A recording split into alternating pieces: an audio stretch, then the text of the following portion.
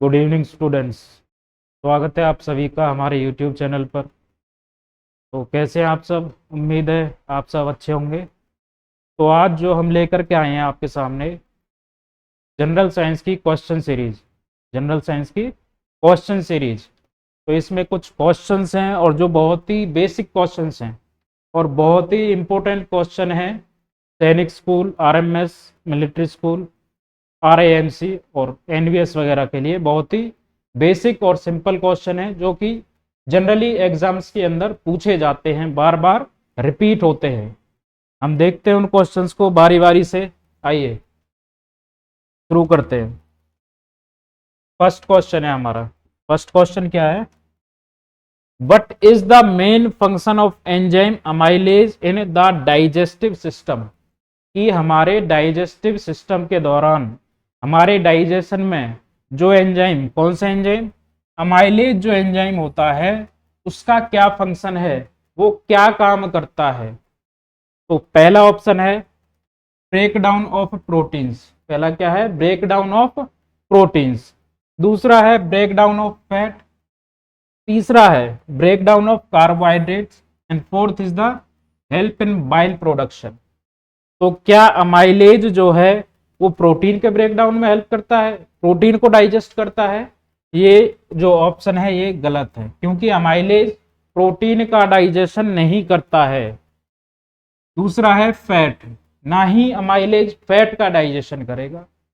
तीसरा है carbohydrates, breakdown of carbohydrates. तो जो हमारा सही आंसर है वो है ब्रेकडाउन ऑफ कार्बोहाइड्रेट्स, क्योंकि जो हमारा एमाइलेज एंजाइम है वो किसके डाइजेशन में हेल्प करता है? कार्बोहाइड्रेट्स के डाइजेशन में हेल्प करता है। प्रोटीन का डाइजेशन कौन करेगा? पेप्सिन एंजाइम करता है। कौन सा एंजाइम करता है? पेप्सिन और ट्रिप्सिन। फैट का कौन करेगा? लाइपेज। फैट का कौन करेगा? लाइपेज। और कार्बोहाइड्रेट्स का कौन करता है? Amylase enzyme. कौन करता है? Amylase enzyme. तो करेक्ट आंसर जो हमारा है वो है break down of carbohydrates. Break down of carbohydrates. Next question जो हमारा सेकंड क्वेश्चन है वो है what is the characteristic of the chemical change? कि अगर कोई केमिकल चेंज हो रहा है तो उसका कैरेक्टरिस्टिक क्या होगा, मींस उसके अंदर क्या होगा? तो पहला दे रखा है चेंज इन स्टेट, क्या किसी के स्टेट में चेंज होगा? दूसरा है रिवर्सिबल प्रोसेस, कि वो दोनों डायरेक्शन में चलेगी, आगे भी जाएगी और बैकवर्ड डायरेक्शन में भी चलेगी। थर्ड है चेंज इन शेप, क्या शेप के अंदर चेंज होगा कोई? एंड फोर्थ है नन। फोर्थ ऑप्शन क्या है? नन। तो जो हमारा करेक्ट आंसर है इसमें कि केमिकल चेंज में स्टेट में कोई चेंज नहीं होगा, मीन स्टेट में चेंज हो भी सकता है या नहीं भी हो सकता, लेकिन फिजिकल जो चेंज होता है उसमें स्टेट में चेंज होता है। तो फिजिकल चेंज है, केमिकल चेंज के अंदर ऐसा नहीं होता। रिवर्सिबल प्रोसेस, ये भी इसका आंसर नहीं है, क्योंकि जो केमिकल चेंज होते हैं वो रिवर्सिबल भी हो सकते हैं और नॉन रिवर्सिबल भी हो सकते हैं। थर्ड है चेंज इन शेप, क्या शेप के अंदर कोई चेंज होगा? ये भी क्या है? फिजिकल चेंज है। और फोर्थ है हमारा नन। तो करेक्ट आंसर क्या है हमारा? नन। कि जो केमिकल चेंज होगा उसके अंदर क्या होता है? कोई ना कोई नया सब्सटेंस बनेगा। क्या होगा? कोई ना कोई नया सब्सटेंस बनेगा, न्यू सब्सटेंस फॉर्मेशन होगा। तो अगर ऑप्शन में ये होता न्यू सब्सटेंस फॉर्मेशन तो करेक्ट आंसर होता ये। अब ये नहीं दे रखा, नन है ऑप्शन में, तो आंसर क्या जाएगा? नन। तो कौन सा है characteristic? None of the above. और अगर ये होता न्यू सब्सटेंस फॉर्मेशन तो ये करेक्ट आंसर होता। नेक्स्ट क्वेश्चन हमारा, pollination by wind is known as. तो पॉलिनेशन अगर हवा के द्वारा हो रहा है, एयर के द्वारा हो रहा है, विंड के द्वारा हो रहा है, तो उस पॉलिनेशन को हम क्या कहते हैं? तो सबसे पहले तो हमें ये पता होना चाहिए कि पॉलिनेशन क्या होता है। पॉलिनेशन क्या होता है? अब हम सभी ने क्या देखा है? फ्लावर को देखा है, देखा है नहीं देखा है? फ्लावर के अंदर क्या होता है? एक मेल पार्ट होता है एक फीमेल पार्ट होता है। मेल पार्ट जो होगा उसको बोलते हैं हम एंथर। क्या बोलते हैं? एंथर होता है ये। और ये इसका फिलामेंट। क्या है? फिलामेंट। दोनों को मिलाकर क्या कहते हैं? स्टेमन। तो जो मेल पार्ट होता है वो क्या होता है? स्टेमन होता है। और जो फीमेल पार्ट होता है वो क्या होता है? कार्पेल होता है। क्या होता है? कार्पेल। और उसमें भी जो पहला पार्ट है ये, इसको हम बोलते हैं सिग्मा। क्या बोलते हैं? सिग्मा। तो जो पोलन ग्रेन्स हैं जो एंथर के अंदर बनते हैं, जब वो ट्रांसफर हो जाते हैं स्टिग्मा के ऊपर, जब वो कहां पर चले जाते हैं? स्टिग्मा के ऊपर चले जाते हैं, तो इस प्रोसेस को हम बोलते हैं पॉलिनेशन। क्या बोलते हैं? पॉलिनेशन।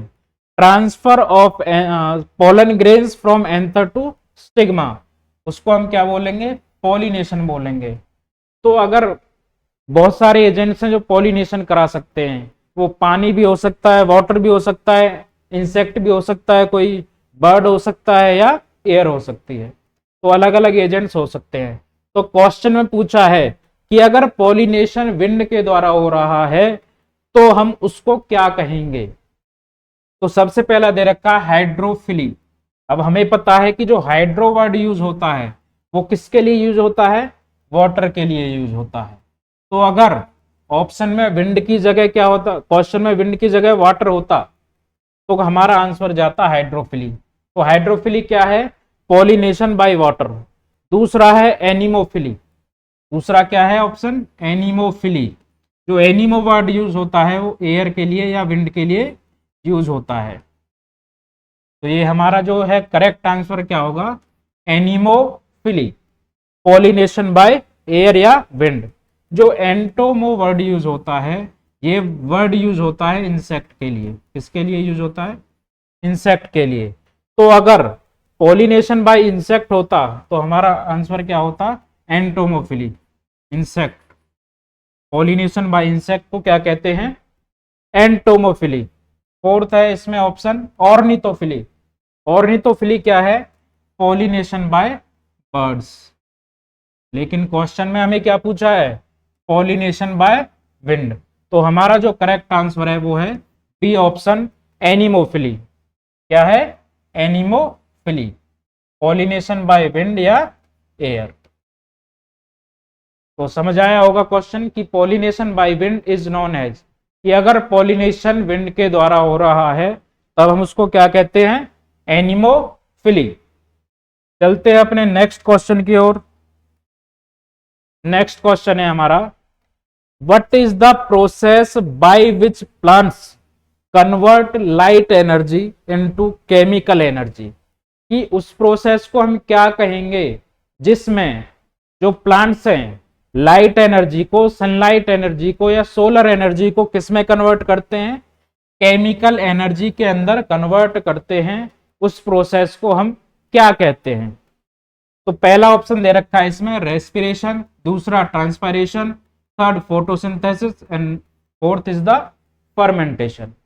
तो रेस्पिरेशन का तो हमें पता है कि O2 का लेना और CO2 को रिलीज करना क्या कहलाता है?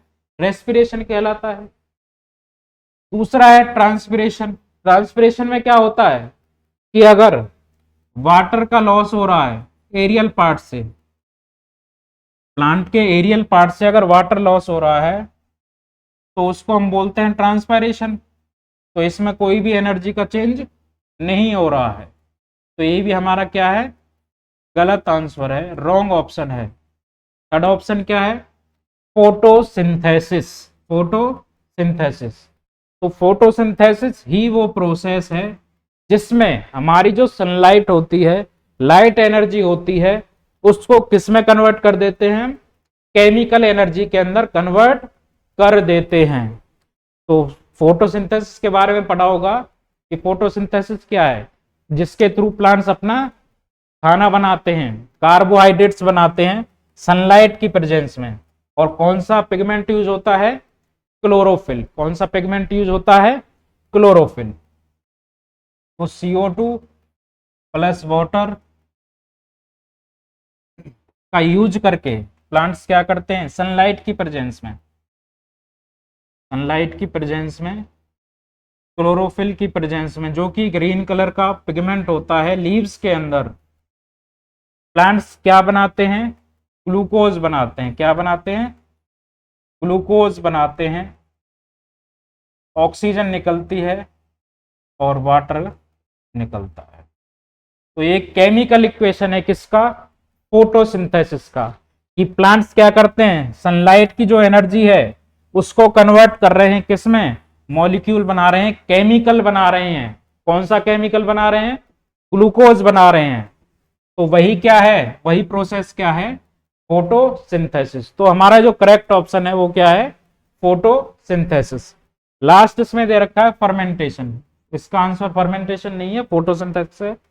फर्मेंटेशन क्या होता है कि जो शुगर होगी उसका किस में कन्वर्ट हो जाना, एल्कोहल के अंदर कन्वर्ट हो जाता है जब अनएरोबिक रेस्पिरेशन में, किसके द्वारा, ईस्ट के द्वारा। इस प्रोसेस को हम क्या बोलेंगे, फर्मेंटेशन कहते हैं। फर्मेंटेशन क्या है, अनएरोबिक रेस्पिरेशन है। कौन सा रेस्पिरेशन है, अनएरोबिक रेस्पिरेशन होता है। तो इस जो क्वेश्चन है हमारा उसका करेक्ट आंसर है C, photosynthesis. Next question, biogas mainly contains, कि जो बायोगैस होती है उसके अंदर मेनली कौन सी गैस पाई जाती है, उसका मेन कंपोनेंट क्या है, किससे मिलकर के वो गैस बनी है। तो बायोगैस या गोबर गैस जो होती है उसके अंदर जो मेन कंपोनेंट होता है वो हमारा होता है मीथेन। क्या होता है, methane. C is the correct answer. Methane is the main component of biogas और गोबर गैस। तो जो मीथेन होता है इसको मार्स गैस भी कहते हैं। क्या कहते हैं, मार्स गैस भी बोला जाता है। और मीथेन का फॉर्मूला क्या है, CH4। क्या है, CH4, कि कार्बन का एक एटम होगा और 4 एटम्स किसके जुड़े होंगे, हाइड्रोजन के। हाइड्रोजन गैस नहीं होता, ब्यूटेन।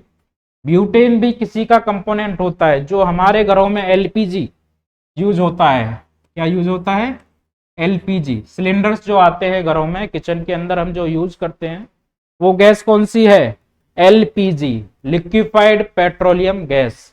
तो उसका जो मेन कंपोनेंट है वो है butane.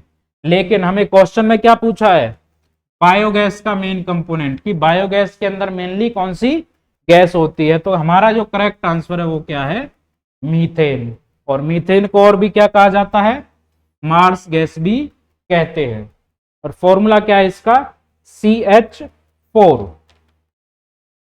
Next question, hardest substance in human body, ये जो हमारी बॉडी है इसके अंदर, हमारी बॉडी के अंदर जो हार्डेस्ट सब्सटेंस होता है वो कौन सा है। तो सबसे पहला दे रखा है ऑप्शन बोन। क्या बोन हमारा हार्डेस्ट सब्सटेंस है बॉडी के अंदर। दूसरा दे रखा है टीथ। थर्ड दे रखा है एनेमल। Fourth sickle. तो इसका जो करेक्ट आंसर है वो है एनेमल। अब एनेमल क्या होता है, हमारे जो टीथ होते हैं इनके ऊपर जो व्हाइट कवरिंग दिखाई देती है वही सब्सटेंस कौन सा है, एनेमल। और यही हमारी बॉडी के अंदर, ह्यूमन बॉडी के अंदर क्या है, हार्डेस्ट सब्सटेंस होता है। क्या होता है, हार्डेस्ट सब्सटेंस होता है। किसके ऊपर कवरिंग होती है एनिमल की, टीथ के ऊपर कवरिंग होती है। जो व्हाइट कवरिंग होती है टीथ के ऊपर उसी को एनेमल कहा जाता है। और वही एनेमल जो है हमारी बॉडी के अंदर, ह्यूमन बॉडी के अंदर हार्डेस्ट सब्सटेंस होता है। क्या लेकिन अगर क्वेश्चन होता हार्डेस्ट सब्सटेंस इन नेचर, कि नेचर के अंदर हार्डेस्ट सब्सटेंस क्या है, तो आंसर क्या होता, डायमंड। क्या होता, डायमंड। जो कार्बन का एलोट्रोप है डायमंड, वो नेचर में पाया जाने वाला हार्डेस्ट सब्सटेंस है। लेकिन हमें क्वेश्चन में किसके अंदर पूछा है, ह्यूमन बॉडी के अंदर पूछा है। तो ह्यूमन बॉडी के अंदर हार्डेस्ट सब्सटेंस क्या है, एनेमल। क्या है, enamel. Enamel is the hardest substance in human body. तो करेक्ट आंसर इसका है C, enamel. Next question, which of the following organ purify blood, कि ब्लड का प्योरिफिकेशन कौन सा ऑर्गन करता है। अभी जो हमने लास्ट क्लास की थी कॉन्सेप्चुअल साइंस की एक्सक्रीटरी सिस्टम, उसके अंदर हमने एक क्वेश्चन किया था। तो सबसे पहला ऑप्शन क्या है? लंग्स। क्या लंग्स ब्लड को प्योरीफाई करता है? दूसरा ऑप्शन दे रखा है heart, third kidney, fourth liver. तो देखते हैं, लंग्स जो है वो ब्लड का केवल क्या करेगा? ऑक्सीजनेशन करता है। क्या करेगा? ऑक्सीजनेशन। कि ब्लड के अंदर ऑक्सीजन कहां से मिलेगी ब्लड को? वो मिलेगी लंग्स से। तो लंग्स के अंदर ब्लड का क्या होता है? ऑक्सीजनेशन होता है। तो पहला आंसर हमारा, पहला ऑप्शन गलत है, क्योंकि ब्लड का प्योरिफिकेशन नहीं करता लंग्स, ब्लड का क्या करता है? ऑक्सीजनेशन करता है। ब्लड के अंदर ऑक्सीजन जाएगी कहां से? लंग्स के। दूसरा है हार्ट। क्या हार्ट प्योरीफाई करता है ब्लड को? नहीं। हार्ट का केवल काम क्या है कि ये ब्लड को क्या करेगा? पंप करता है। क्या करता है? ब्लड को केवल पंप करता है। तो ये भी हमारा ऑप्शन क्या हो गया? गलत। देखते हैं लिवर। क्या लिवर ब्लड को प्योरीफाई करता है? नहीं। तो करेक्ट आंसर जो है हमारा वो है सी, किडनी। जो किडनीज होती हैं वही ब्लड को क्या करती हैं? प्योरीफाई करती हैं। और जो भी उसके अंदर क्या होगा, वेस्ट जो इकट्ठा हो गया है ब्लड के अंदर, उसको रिमूव करेगा कौन सा ऑर्गन? किडनी। तो करेक्ट आंसर जो है, जो ब्लड को प्योरीफाई करता है, वो ऑप्शन हमारा क्या है? किडनी। करेक्ट आंसर क्या है? किडनी। लिवर का काम क्या है? लिवर के अंदर तो किसका फॉर्मेशन होता है? यूरिया का फॉर्मेशन होता है। लिवर के अंदर क्या होगा? यूरिया का फॉर्मेशन होगा। तो करेक्ट आंसर जो है हमारा, जो ऑर्गन जो ब्लड को प्योरीफाई करता है वो कौन सा है? वो है हमारा किडनी। नेक्स्ट क्वेश्चन हमारा, बाइल इज सिक्रेटेड बाय। कि बाइल जो होता है, बाइल जूस जो होता है, उसको कौन सिक्रीट करता है? किसके द्वारा वो सिक्रीट किया जाता है? तो फर्स्ट ऑप्शन दे रखा है गॉल ब्लैडर। क्या दे रखा है? गॉल ब्लैडर, जिसको और क्या बोलते हैं हम? पित्त की थैली बोलते हैं हिंदी में। दूसरा दे रखा है लिवर, थर्ड दे रखा है स्टोमक, फोर्थ दे रखा है पैंक्रियास। तो हमारा जो करेक्ट आंसर है वो है लिवर।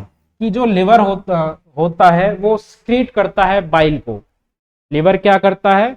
बाइल को स्क्रीट करता है। तो क्वेश्चन में भी क्या पूछा है कि स्क्रीट कौन करता है बाइल को? तो करेक्ट आंसर क्या है हमारा? बाइल। अब गॉल ब्लैडर क्या करता है कि जो लिवर ने बाइल स्क्रीट किया है उसका स्टोरेज कहां पर होगा? वो उसका स्टोरेज होता है कहां पर? गॉल ब्लैडर के अंदर। क्या करता है गॉल ब्लैडर? जो बाइल होगा, जो किसके द्वारा स्क्रीट किया गया है? लिवर के द्वारा, उसका क्या करेगा? वो स्टोर होता है कहां पर? गॉल ब्लैडर के अंदर स्टोर होता है। और जो बाइल होता है, इसके अंदर बाइल सॉल्ट प्रेजेंट होते हैं, जो किस में हेल्प करते हैं? फैट के डाइजेशन में हेल्प करते हैं। स्टोमक के द्वारा क्या स्क्रीट किया जाता है? Gastric juice. क्या स्क्रीट किया जाता है? Gastric juice. और पैंक्रियाज के द्वारा क्या स्क्रीट किया जाता है? Pancreatic juice. क्या स्क्रीट किया जाएगा? Pancreatic juice. और एक हार्मोन भी स्क्रीट करता है पैंक्रियाज। वो कौन सा हार्मोन है? इंसुलिन। कौन सा है? इंसुलिन।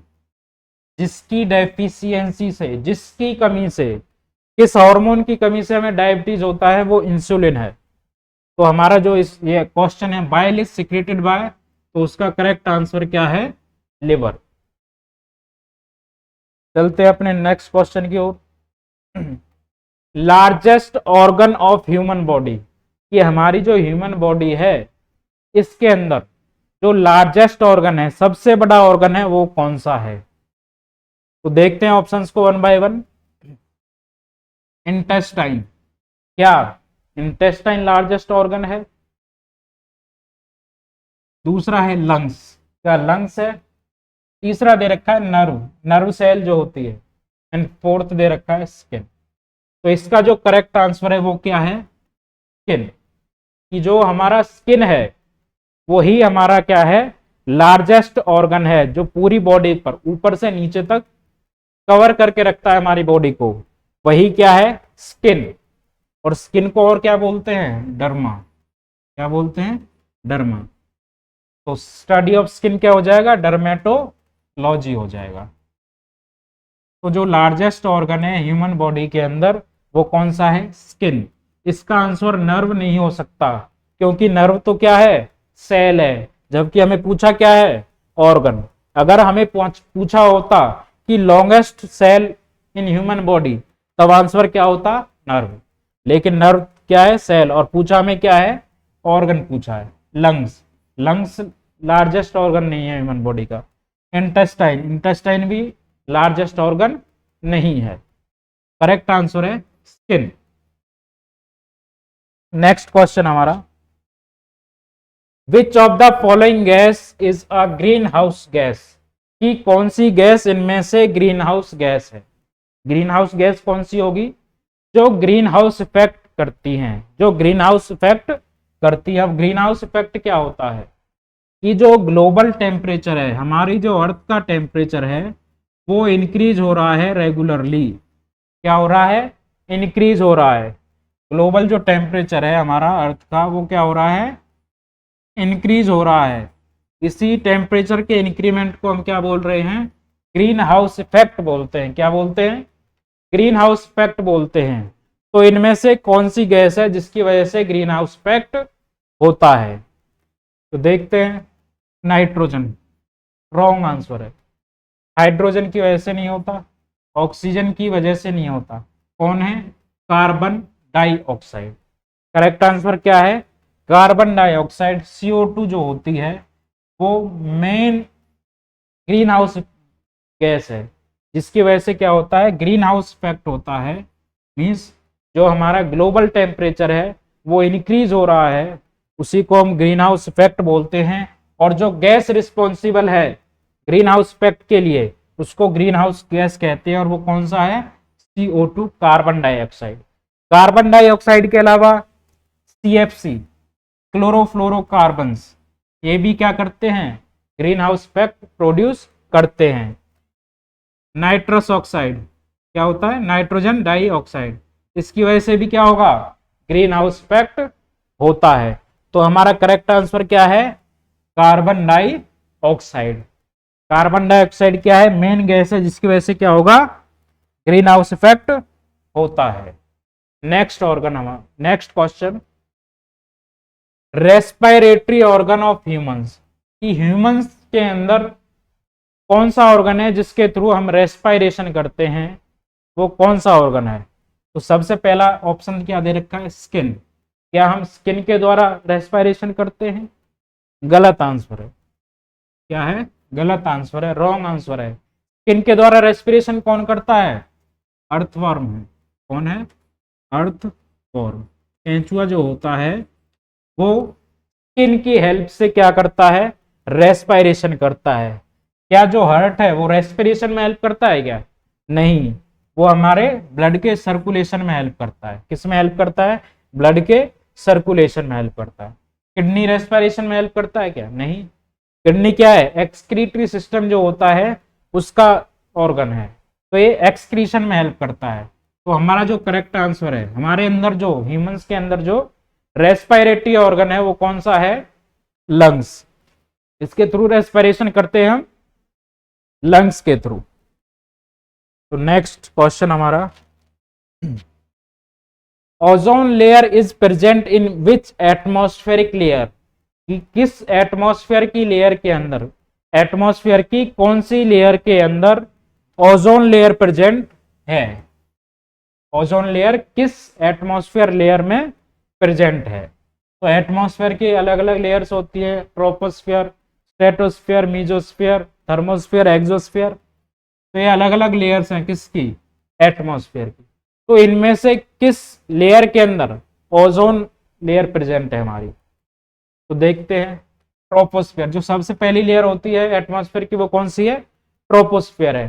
तो इसके अंदर ओजोन लेयर प्रेजेंट नहीं होती। ओजोन लेयर प्रेजेंट होती है हमारे स्ट्रेटोस्फेयर के अंदर। कौन सी लेयर के अंदर? स्ट्रेटोस्फेयर के अंदर। तो करेक्ट आंसर क्या है हमारा?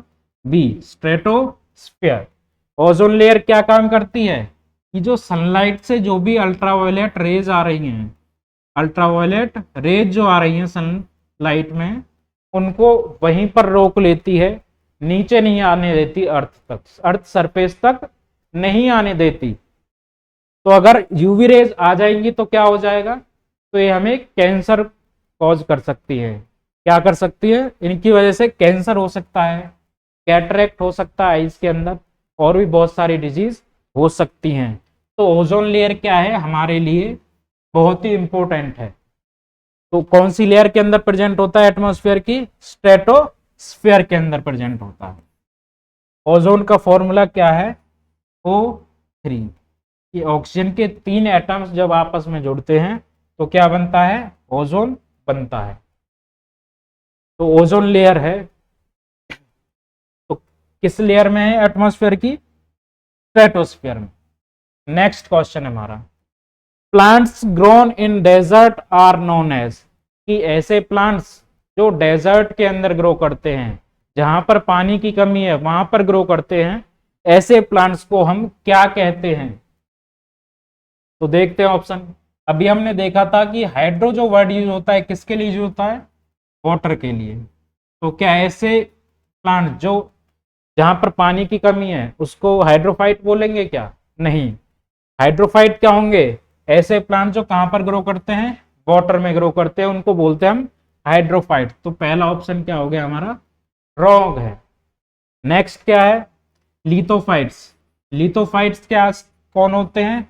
ऐसे प्लांट जो रॉक्स के ऊपर ग्रो करते हैं, चट्टानों पर ग्रो करते हैं, उनको हम बोलते हैं लिथोफाइट्स। तो ये भी क्या है? रॉन्ग आंसर, रॉन्ग ऑप्शन है। हेलोफाइट्स। हेलोफाइट्स कौन होते हैं? जो सेलाइन वाटर के अंदर ग्रो करते हैं, ऐसे प्लांट्स को हम क्या कहते हैं? हेलोफाइट्स कहते हैं। तो जो हमारा करेक्ट आंसर है वो है जीरोफाइट्स, कि ऐसे प्लांट्स जो डेजर्ट के अंदर ग्रो करते हैं या जहां पर पानी की कमी होती है उसको हम बोलते हैं, ऐसे प्लांट्स को हम बोलते हैं जीरोफाइट्स। नेक्स्ट क्वेश्चन हमारा, रिप्रोडक्टिव मेथड इन ईस्ट, कि जो ईस्ट होता है उसके अंदर रिप्रोडक्टिव मेथड क्या है, उसके अंदर रिप्रोडक्शन किस मेथड के थ्रू होता है? तो जो यीस्ट होता है हमारा, ये एक फंगस है। क्या है? फंगस है। फंगस है। तो यीस्ट के अंदर जो रिप्रोडक्शन होगा, इस यीस्ट के अंदर कौन सा रिप्रोडक्शन होता है? एसेक्सुअल रिप्रोडक्शन होगा। कौन सा होता है? एसेक्सुअल। तो एसेक्सुअल रिप्रोडक्शन का कौन सा मेथड यीस्ट के अंदर होता है? तो इसका जो करेक्ट आंसर है वो है बडिंग। क्या है? बडिंग। कि जो ये यीस्ट है, ये यीस्ट है, तो क्या होगा? इसके अंदर एक छोटी सी बड निकलेगी। क्या निकलेगी? छोटी सी बड निकलेगी, इस तरह से, जो ग्रो होती चली जाएगी आगे, और इससे फिर डिटैच हो जाएगी। क्या हो जाएगी? डिटैच हो जाएगी, अलग हो जाएगी, और वो एक नई यीस्ट की तरह काम करेगी। तो जो ये जो मेथड है इसको हम बोलते हैं बडिंग। और यीस्ट के अंदर कौन सा मेथड है रिप्रोडक्शन का? बडिंग। तो यीस्ट के अंदर एक छोटी सी बड निकलेगी साइड में, वो ग्रो होती चली जाएगी और उससे अलग हो जाएगी। अलग होने के बाद दोनों क्या? नए ऑर्गेनिज्म की तरह काम करेंगे। तो एक किसके अंदर होता है? यीस्ट के अंदर क्या होता है? बडिंग। बाइनरी फिजन दे रखा है। बाइनरी फिजन किसके अंदर होता है? अमीबा के अंदर। किसके अंदर? अमीबा के अंदर, बैक्टीरिया के अंदर। मल्टीपल फिजन किस में होता है? प्लाज्मोडियम। किसके अंदर होता है? प्लाज्मोडियम, जिससे मलेरिया होता है। रीजनरेशन किस में होता है? रीजनरेशन होता है प्लेनेरिया के अंदर। किसके अंदर होता है? प्लेनेरिया के अंदर। तो हमें किसका पूछा है? ईस्ट का पूछा है। तो ईस्ट के अंदर रिप्रोडक्टिव मेथड कौन सा है हमारा? बडिंग। तो budding is the reproductive method in east. तो चलते हैं नेक्स्ट क्वेश्चन। नेक्स्ट क्वेश्चन है हमारा, इलेक्ट्रिक बल्ब कन्वर्ट्स, कि जो इलेक्ट्रिक बल्ब होगा वो कौन सी एनर्जी को किस एनर्जी के अंदर कन्वर्ट करेगा? तो जो हमारे घरों में जो बल्ब यूज होते हैं, जो हम यूज करते हैं बल्ब, वो कौन से बल्ब हैं? जो इलेक्ट्रिसिटी से जलते हैं उनको हम बोलते हैं इलेक्ट्रिक बल्ब। तो इलेक्ट्रिक बल्ब क्या काम करते हैं? Convert electric energy into light energy. क्या वो इलेक्ट्रिकल एनर्जी को लाइट एनर्जी में कन्वर्ट कर रहे हैं? यस। तो इसका जो करेक्ट ऑप्शन है वो क्या है? ए ऑप्शन, कि जो इलेक्ट्रिक बल्ब होगा वो क्या करेगा? इलेक्ट्रिक एनर्जी को किस में कन्वर्ट कर देता है? लाइट एनर्जी के अंदर कन्वर्ट कर देता है। बाकी ऑप्शंस क्या दे रखे हैं? दूसरा दे रखा है electric energy into sound energy. क्या बल्ब से कोई साउंड आता है? नहीं। तो ये तो गलत आंसर है। ये काम कौन करता है? Loud speaker. क्या कौन करता है? लाउड स्पीकर, जिससे हमें आवाज आती है ना स्पीकर से, वो क्या करता है? इलेक्ट्रिक एनर्जी को साउंड एनर्जी में क्या कर देगा? कन्वर्ट कर देगा। तीसरा ऑप्शन दे रखा है chemical energy into light energy. क्या केमिकल एनर्जी का यूज करते हैं हम बल्ब को जलाने के लिए? नहीं, हम किसका यूज करते हैं?